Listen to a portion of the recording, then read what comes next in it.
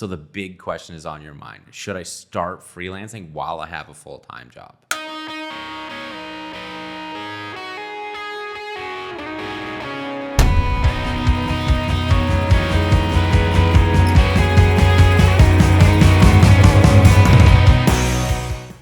My answer is unequivocally yes, 100% you should start. I'm giving you 10 steps to start freelancing and never having to rely on that 9-to-5 paycheck ever again. But I'll let you in on a little secret. You don't always have to quit. Sometimes doing both is the biggest power move.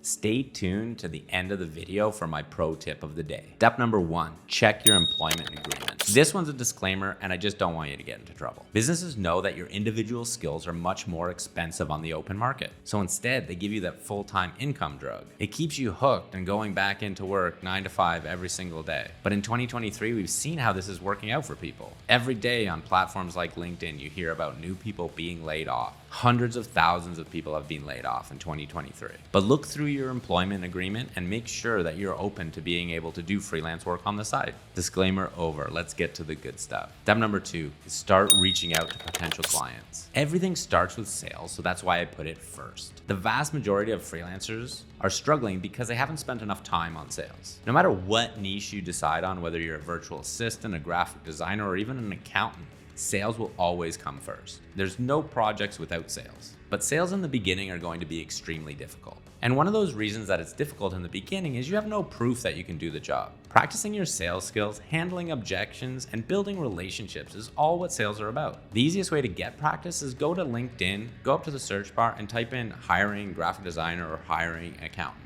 And you'll get a whole bunch of results of people looking to hire freelancers. Start reaching out to them and seeing what works for you. If you're struggling with this, go to my website at www.creatively.com and download my free pitch template. Get in touch with about 30 to 40 people daily. Initially, it's mainly about practice. But as you go and as you do more, you're going to get better and better at it. Step number 3 is setting up your personal brand on social media. You don't have to be on every single social media platform.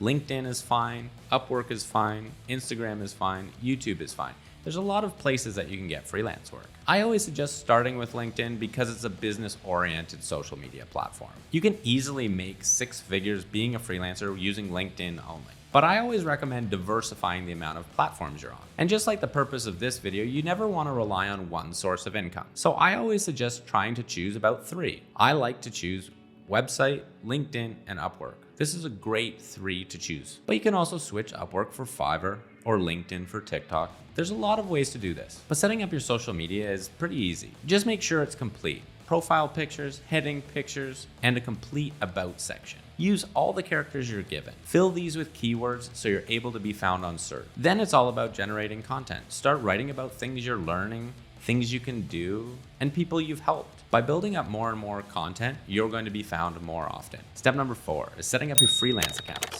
Freelance platforms like Upwork are fantastic for getting work. Clients on these platforms are already in buying mode. Your job is to communicate that you're the one for the job. But how do you do that? First, you want to be found easily. And just like LinkedIn, having a completed profile helps. In Upwork's case, they give you 5,000 characters for each of your primary and 2 specialized profiles. Ensuring that your profiles are complete makes it more likely that you're going to appear in search. The next step on Upwork is to make 20 services for your project catalog. These projects will eventually be used on both your website and also ported over to Fiverr. With each of these 20 projects, break them down into high, medium, and low prices. This covers every budget. Adding a professional photo of yourself is incredibly important, and keeping this consistent across all platforms helps build your brand. Next up is your portfolio. You probably won't have much here to start, but I always recommend starting with about 5 made-up portfolio pieces so you can start practicing. Step number 5 is setting up your website. I use Shopify for my website, and I recommend this platform. I've linked it below in the description. Remember that your website will never be finished. The point of your website at the beginning is just to get a basic page up and running, then let it evolve naturally over time. Write down all the questions that your clients are asking you and make sure you're making articles about these questions with your solutions on your website. If you're struggling to figure out how to lay out your homepage, I always recommend starting with the main problem you solve, a few client testimonials, and a way to get in touch with you. It doesn't have to be very complex at the beginning. From there, add an about, contact, portfolio section, and your services section. Step number 6 is to start getting organic traffic. Building inbound sales which is when a client comes looking for you, is a holy grail of success. This happens by writing enough content on your website in order to establish yourself as an expert in your field. But how much content should you write? I suggest writing about 20 to 30 minutes a day on your site. By the end of your first year as a freelancer, you should have about 100 to 140 pages written on your website, about 3,000 to 4,000 words each. This is usually enough to really rank well on Google search, and that's how you develop inbound organic traffic. Step number 7 is being easy to pay. You have no idea how many freelancers skip this step. They're so excited about getting the project that they forget the process of getting paid. Make it as easy as possible and as convenient as possible for clients to pay you. That's why I recommend Shopify as the main platform. You can list your products and services and you can receive payments all on one platform. I do this by sending my clients a link to pay for the service they want. Then they just simply check out like it's on Amazon and away we go. This avoids unpaid invoices. If clients are looking for net 30 or net 60 or net 90-day terms, just say no. Move on to other clients. It's 2023. People are used to paying upfront. You want to get started on the project. The client wants to get started. You need to get paid for the work you do. There's no sense chasing people around for money after the fact. Step number 8 is set up your business and accounting. I skipped this in the beginning, but it's incredibly important. Don't make the same mistakes that I did.